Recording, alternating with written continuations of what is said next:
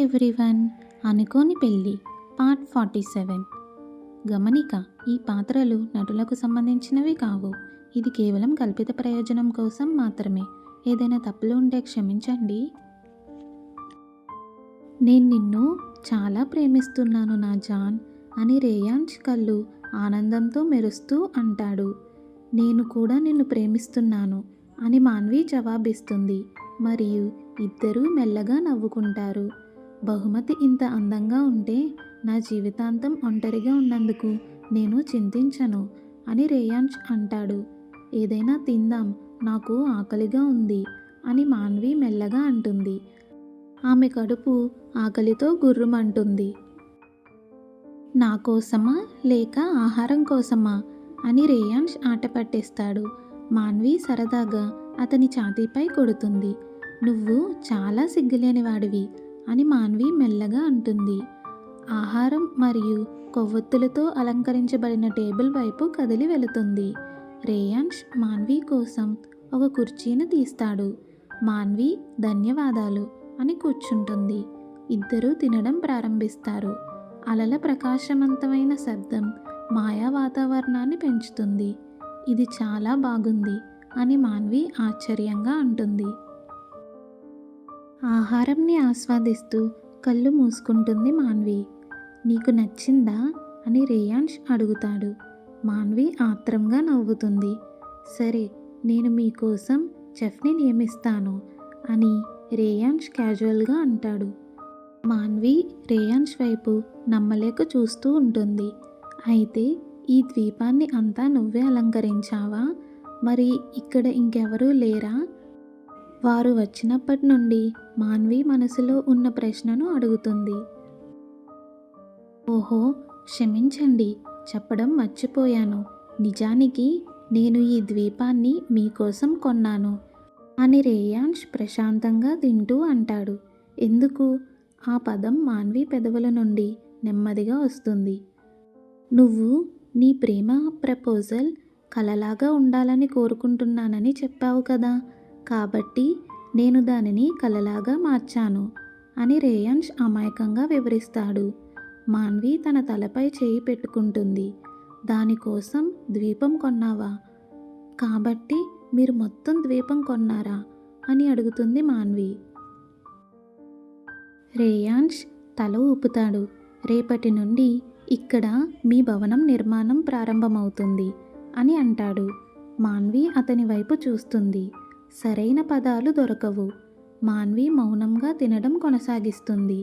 మళ్ళీ అతనితో మాట్లాడే ముందు 100 సార్లు ఆలోచించాలని నిర్ణయించుకుంటుంది మాన్వి. రాత్రి భోజనం తర్వాత ఇద్దరూ సముద్రం దగ్గర మెత్తటి ఇసుక మీద కూర్చుంటారు. ఆకాశం నక్షత్రాలతో మెరుస్తూ ఉంటుంది. మాన్వి అతని భుజంపై తల ఆనిస్తుంది మరియు రేయాన్స్ మాన్విను దగ్గరగా లాక్కుంటాడు. నువ్వు నా ప్రేమలో పడతావని నేనెప్పుడూ అనుకోలేదు అని మాన్వి అంటుంది. నేను కూడా నీ ప్రేమలో పడతానని ఎప్పుడూ అనుకోలేదు. కానీ నీ ప్రేమలో పడకుండా ఉండడానికి నాకు ఒక్క కారణం కూడా లేదు అని రేయాన్స్ మెల్లగా అంటాడు. ఆ మాటలు మాన్విను నవ్విస్తాయి. నేను అని మాన్వి పాత మాటలను పునరావృతం చేయబోతుంది. కానీ ఆమె మధ్యలోనే ఆగిపోతుంది. మనం మళ్ళీ ఎప్పుడు ఇక్కడికి వస్తాము అని మాన్వి టాపిక్ మార్చుతూ అడుగుతుంది రేయాన్స్ను. నువ్వు ఎప్పుడు రావాలనుకుంటే అప్పుడే, నువ్వు చెప్పినప్పుడల్లా వద్దాము అని రేయాన్స్ అంటాడు మాన్విను దగ్గరగా లాక్కుంటూ. చలిగా ఉంది, మనం ఇంకా ఇంటికి వెళ్దాం అని రేయాన్స్ అంటాడు. మాన్వి తల ఊపుతుంది. రేయాన్స్ మాన్వికు చేయి ఇస్తాడు. మాన్వి దానిని పట్టుకుని లేస్తుంది. కానీ మాన్వి కాళ్ళు నొప్పిగా ఉంటాయి. ఈ మడముల వల్ల నా కాళ్ళు నొప్పిగా ఉన్నాయి అని మాన్వి ఫిర్యాదు చేస్తుంది. మాన్వి మాట ముగిసేలోపే మాన్విని తన చేతుల్లోకి తీసుకుని గాల్లోకి లేపుతాడు రేయాన్స్. నేను ఉన్నాను బేబీ, చింతించకు, నేను నిన్ను మోస్తాను అని రేయాన్స్ చిరునవ్వుతో అంటాడు. రేయాన్స్ మాన్విను హెలికాప్టర్ వరకు తీసుకెళ్తాడు. మాన్వి సిగ్గుతో నవ్వుతూ కిందకి చూస్తూ ఉంటుంది. రేయాన్స్ మాన్విను ఆ హెలికాప్టర్లో కూర్చోపెట్టి తన పక్కనే కూర్చుంటాడు. తరువాత హెలికాప్టర్ భవనం వైపు బయలుదేరుతుంది. ఇది నా జీవితంలోనే అత్యంత అందమైన రోజు అని మాన్వి అనుకుంటుంది.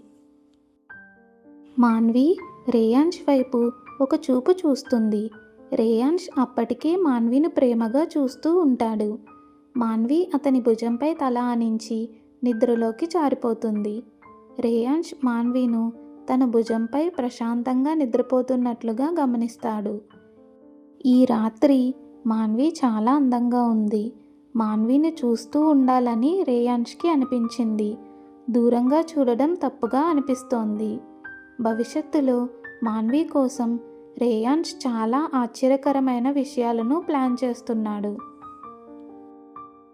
అతని జాన్ ప్రపంచంలోని అన్ని అందాలకు అర్హురాలు మరియు మాన్వి జీవితంలో ఏమీ కోల్పోయినట్లు మాన్వికు ఎప్పుడూ అనిపించకుండా రేయాన్స్ చూసుకుంటాడు. రేయాన్స్ మళ్ళీ మాన్వి వైపు చూసి అతని కళ్ళను మాన్వి పెదవులపై పడతాయి. అవి చాలా ఆకర్షణీయంగా కనిపిస్తున్నాయి. రేయాన్స్ చేయకూడని పని చేయడానికి ముందే త్వరగా దూరంగా చూస్తాడు.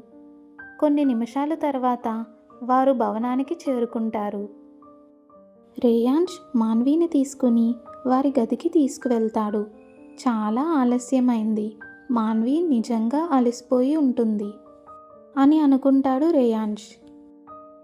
మాన్వికు డ్రెస్ ఇబ్బందిగా ఉంటుందేమో అని ఆలోచిస్తూ మాన్విని మంచం మీద పడుకోబెడతాడు రేయాన్స్. మాన్విను లేపాలా లేదా మాన్వి నిద్రభంగం కలిగించకూడదని రేయాన్స్ అనుకుంటాడు. ఇప్పుడు ఏం చెయ్యాలి? కానీ మాన్వి ఆ డ్రెస్లో నిద్రపోలేదు అనుకుంటాడు రేయాన్స్. బేబీ అని రేయాన్స్ మెల్లగా పిలుస్తాడు. మాన్వి కొద్దిగా కళ్ళను తెరుస్తుంది.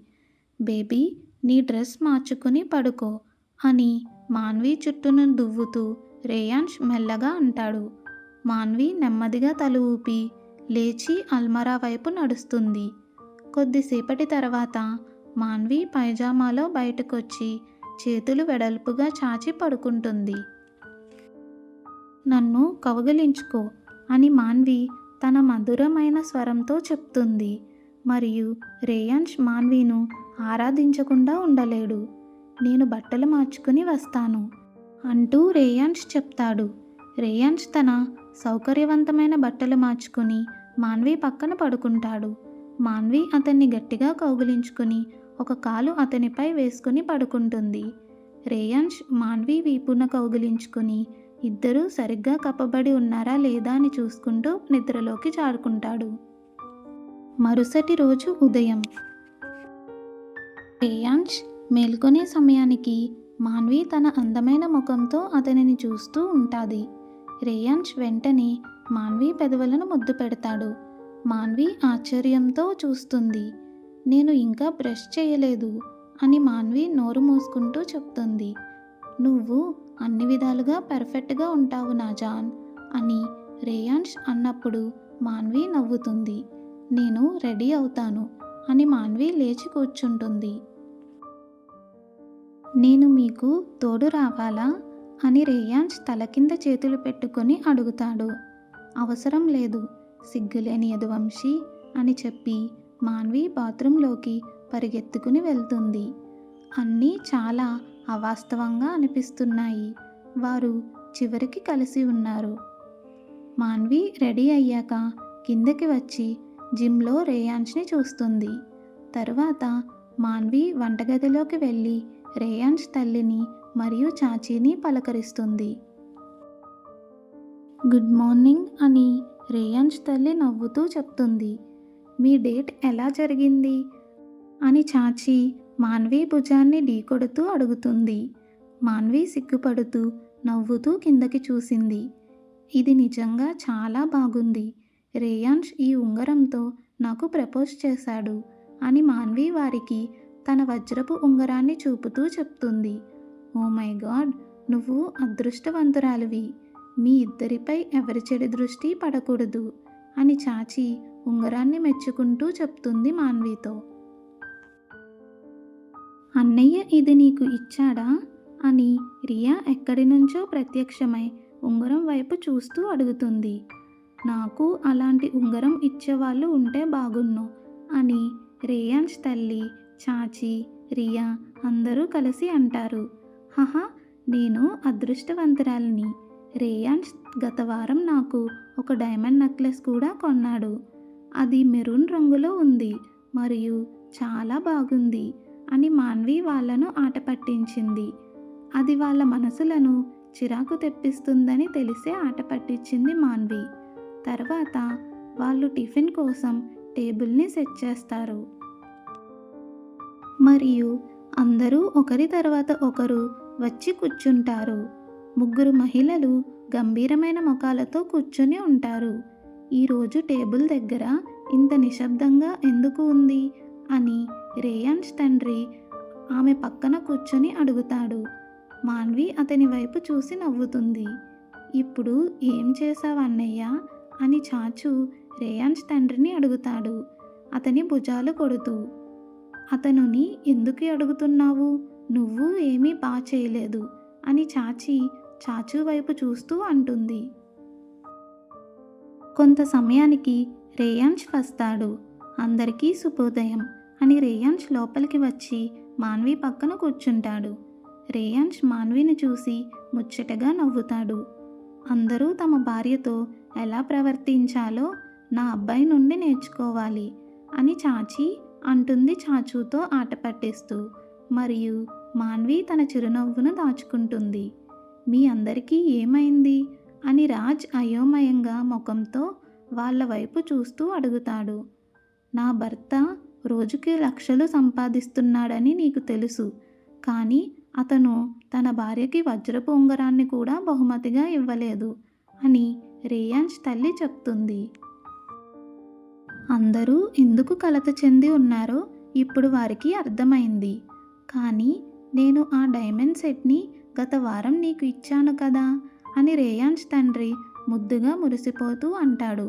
గత వారం అంటే 7 రోజుల క్రితం, మరియు 7 రోజుల నుండి మీరు నాకు ఏమీ ఇవ్వలేదు అంటూ రేయాన్స్ తల్లి టీ తాగుతూ చెప్తాది.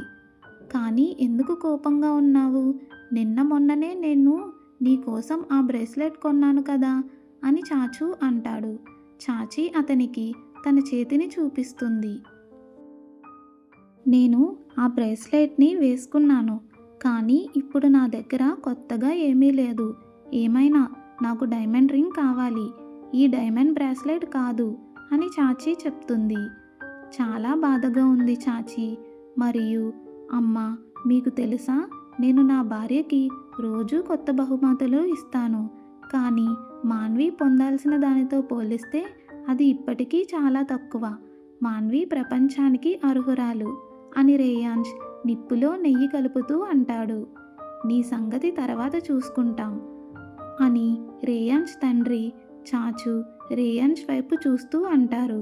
మాన్వి తన చిరునవ్వును ఆపుకుంటూ ఉంటుంది. Next part continuous. రేయాన్స్ మరియు మాన్వి అనుకోని పెళ్లి జీవితాన్ని తెలుసుకోవడానికి లైక్ చేసి, షేర్ చేసి, సబ్స్క్రైబ్ చేయండి. Thanks for watching.